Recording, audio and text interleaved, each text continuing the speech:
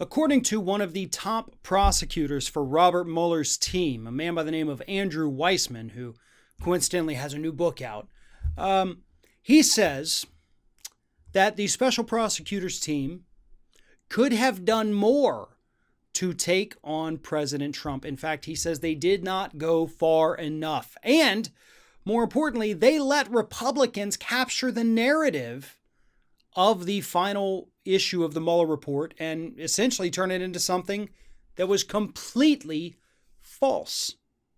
Now, I'm not talking about the collusion part. Andrew Weissmann is very clear about the fact that they could not prove collusion. Now, keep in mind, that does not mean there was not collusion. They could not prove collusion.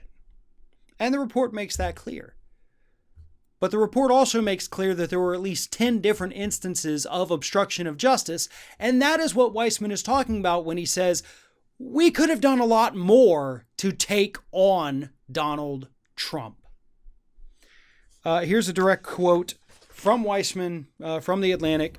When there is insufficient proof of a crime in Volume 1, we say it.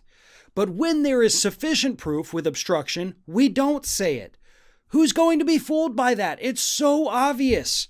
Had we given it our all, had we used all available tools to uncover the truth, undeterred by the onslaught of the president's unique powers to undermine our effort, part of the reason the president and his enablers were able to spin the report was that we had left the playing field open for them to do so.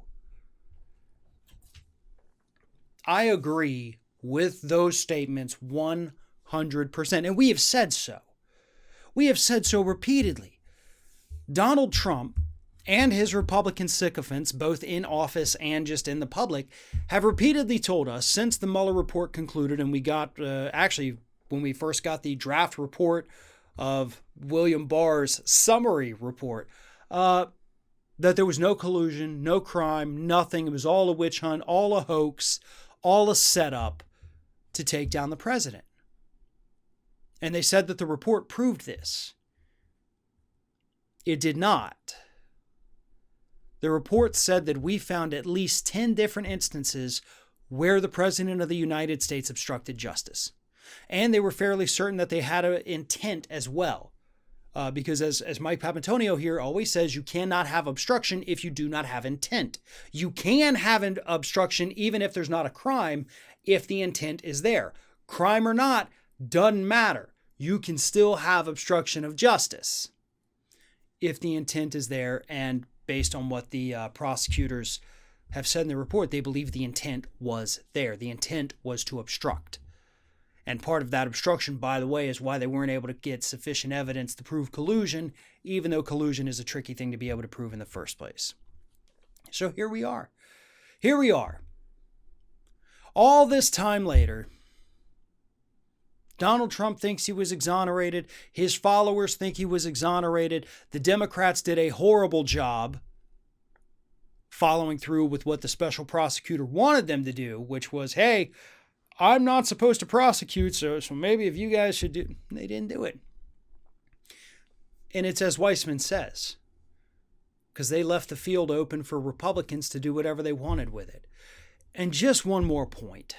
That so-called rule that Mueller said, we can't prosecute a sitting president from the DOJ, that's not a rule.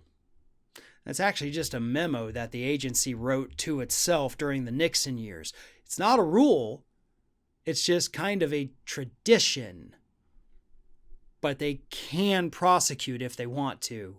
They just pretend they don't have the authority so that they don't have to go after their own boss. That's how that works.